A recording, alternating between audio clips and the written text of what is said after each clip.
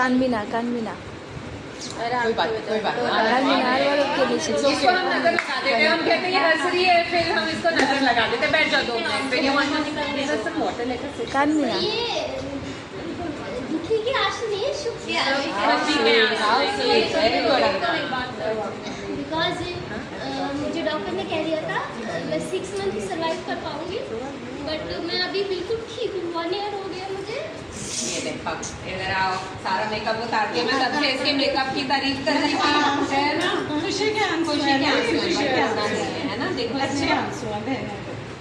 मैंने कभी भी हिम्मत नहीं हारी, बट शुरू में जब मुझे कहीं पर भी ये मेडिसिन बहुत महंगी है, हमें पता नहीं था कि ये, हमें लगा कि 4-5 लाख में इलाज हो जाएगा। सो हमारे पास इतनी सेविंग होती है कि हम 4-5 लगा सके अपने इलाज पे, चाहे ज़मीन बेचे, घर बेचे।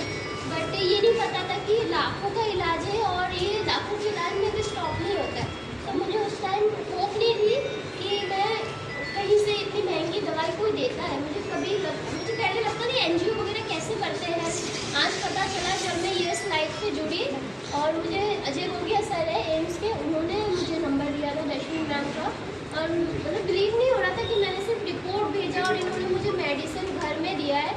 मैं इन लोगों का थैंक यू कैसे बोलूँ, कोई वर्ड नहीं है मेरे पास सबको। और बहुत प्राउड फील करती हूँ कि इतने बड़े बड़े डॉक्टर के सामने आज हम बैठ के बात कर रहे हैं। बहुत प्राउड फील होता है और मैं अपने आप को कभी भी कमजोर नहीं समझती हूँ।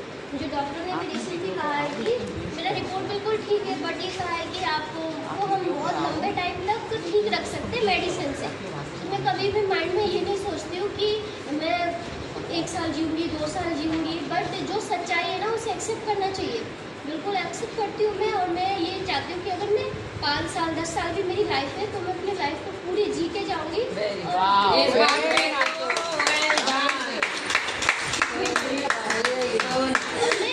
जैसे इन्होंने कहा दीदी ने, प्राउड करना चाहिए अपने आप के ऊपर कि आपके साथ हमेशा कोई अब नहीं जा सकता हॉस्पिटल, क्योंकि हम लोग एक मिडिल क्लास फैमिली से हैं।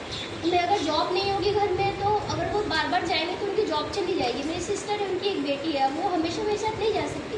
मेरे को एक्चुअली अभी शुरू में तो मुझे यहाँ से मेडिसिन मिली थी, मेरे पास ESI है। अभी मैं जॉब करती हूँ तो मेरा ESI कंटिन्यू हो गया। पहले मेरे पास ESI नहीं था। अभी मैंने अपनी कंपनी में बात की तो उन्होंने मेरा ESI कंटिन्यू किया, और ओखला हॉस्पिटल मुझे जाना पड़ता है मेडिसिन के लिए। मुझे फ्री ऑफ कॉस्ट मेडिसिन मिलती है वहाँ से। मैं अकेली जाती हूँ, मेरी तबीयत ख़राब होती है, मैं मेट्रो से उतर जाती हूँ, 5 मिनट बाहर जाके बैठती हूँ, फिर मेट्रो में चढ़ती हूँ, फिर हॉस्पिटल जाती हूँ। वहाँ के डॉक्टर भी प्राउड करते हैं कि ये बच्ची अकेली कैसे आती है। मैंने फिर बोला मेरे घर में ऐसी सिचुएशन है, बोला ये बहुत अच्छा सिचुएशन है आपके लिए कि अपने आप को आपने फिर स्ट्रॉन्ग बनाया है और इस सिचुएशन से बाहर आए हो ना, ये आपके लिए बहुत प्राउड है।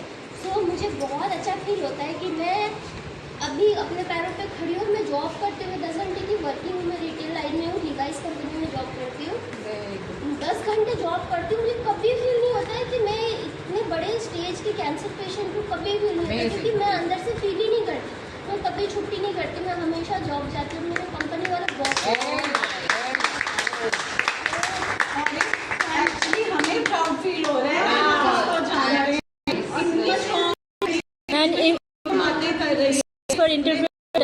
ये बात कीमो लग के आता है, सोती नहीं है, काम करती है, उसके दिन चली जाती है।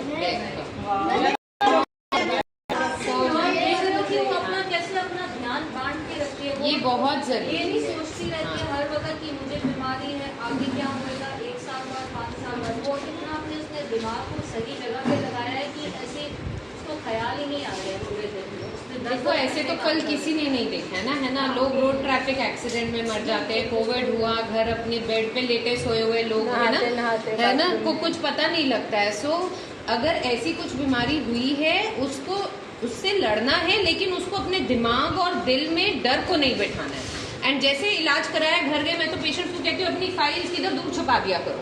सामने आगे पीछे ना रिपोर्ट्स रखनी है, ना फाइल्स रखनी है, और अपनी बिल्कुल नॉर्मल जिंदगी जीनी है। जिससे लड़ते झगड़ते हो लड़ो झगड़ो, जिस पे चीखते चिल्लाते हो चीखो चिल्लाओ, बट बिल्कुल भी अपने दिमाग में नॉन स्टॉप इस परेशानी को नहीं रखना है। ये बहुत बहुत ज़रूरी है।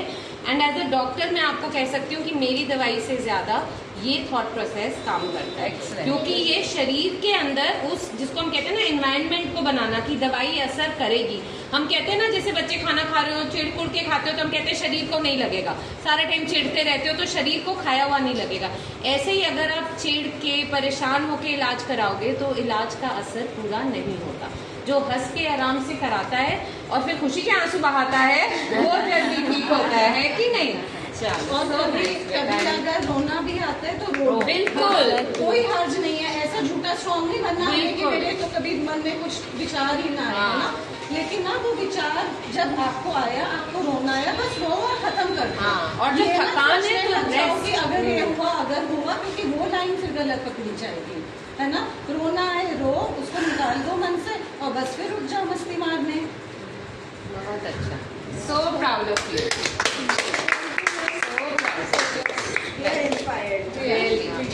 और हाँ एक चीज मैंने नया यूट्यूब चैनल ओपन किया अनुपा टॉक करके, Anupa TALK talk ANUP Anupa, तो सब्सक्राइब और लाइक कर देना। So nice.